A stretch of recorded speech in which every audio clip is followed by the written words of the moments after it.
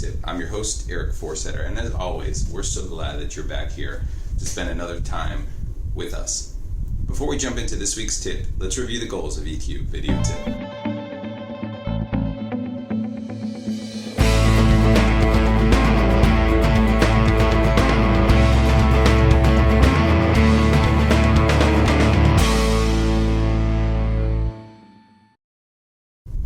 What's on tap this week? Well, Derek Thompson is going to write to us about career advice and giving the best career advice out there. And what Derek talks about is he's read countless autobiographies or just articles about people say, hey, do these 2 things or do these 3 things. And it makes Derek not too happy and want to puke because, again, career advice is only limited to what that person did or how that person acted.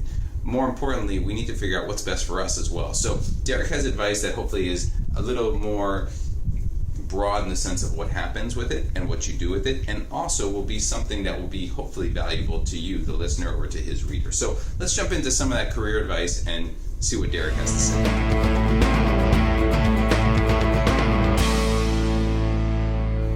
Tip number 1, your career is not your life. And it's important to realize that because many people think, oh, my career is my life. But according to the website 80,000 Hours, believe it or not, 80,000 is roughly the amount of hours you're going to work unless you're some kind of super millionaire or you hit it rich on the lottery or just happen to inherit wealth, which would be great as well. But if you think about it, according to that website, if you get into the numbers, you're awake.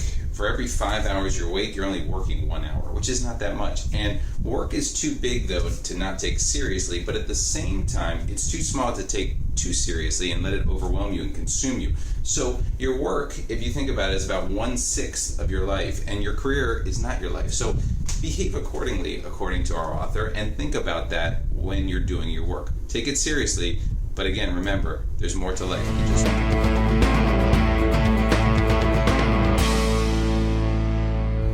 Tip number 2, explore, then exploit. And a lot of people today go out and they get mad at their boss or mad at a job and they're switching job to job to job. And actually the author says it's not a terrible thing to do at times because typically when you switch jobs, your income goes up, your responsibility goes up, and it's important to get different benefits from it. But the benefits of role switching is crystallized when the author read this paper. And this paper was from Northwestern, and basically it found that there are hot streaks in terms of moving, in terms of how you're focused with your work and how narrow it is or how broad it is. And what you need to think about is where to explore and when to exploit them. So you had a bad day at work, maybe you explore another job. It doesn't mean that you have to go to that job. You have to think about and understand what the benefits of your current job is versus another one, and then take advantage of it. And that's the real key here. When you're in your 20s, you might jump jobs a little more than when you're in your 30s. But the key to remember is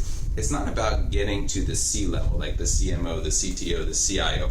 That matters maybe for some people, but it's not a linear progression. And sometimes moving horizontally will help you to move vertically in the long run. So remember to think about things and explore, then exploit when it makes sense.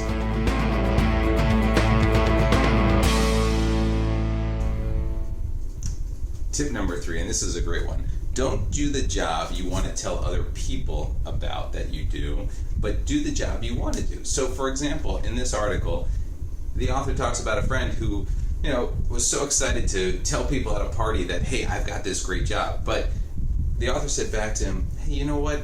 That's great, but do the job that you want to do. Don't do the job that makes you feel like you're this important person. Do the job where you're excited about it and you get up every day wanting to go to work and wanting to help people out. Because some people are so excited about saying their status or what they did, they realize that they actually don't like their job at the end of the day. So take a moment to do the job that you want to do, not what everybody else wants.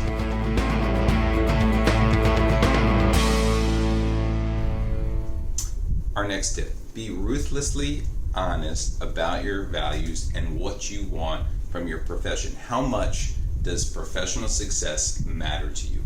And it sounds pretty simple, but a lot of people fail to realize what that means because they think, oh, I really want this job, but do they want to put the extra hours in? Or maybe you're just content with doing your job 9 to 5, which is totally fine, but doing it well and then having more family time or personal time. Again, be honest with yourself and understand that the goals of each individual are different. Some people are happy to clock in 9 to 5 or happy to work at a day job that isn't as challenging. Others want to put in those extra hours, but you have to be honest with yourself to understand what it is you're trying to accomplish for your world and your life.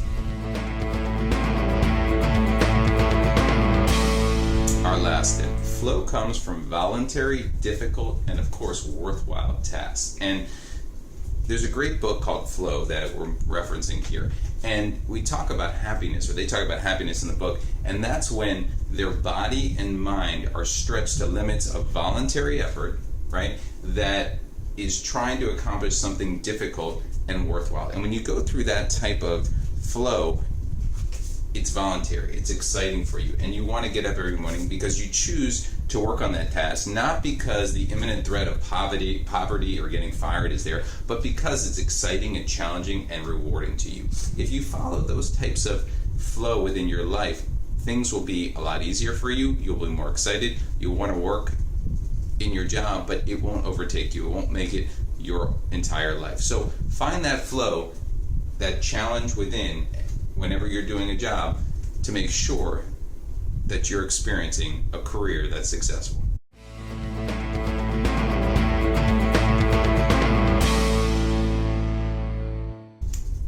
That's a wrap for this week's EQ video tip. There's some great tips in here from our author, and I recommend taking a quick recap of what we just talked about. Here's a look in case you missed it.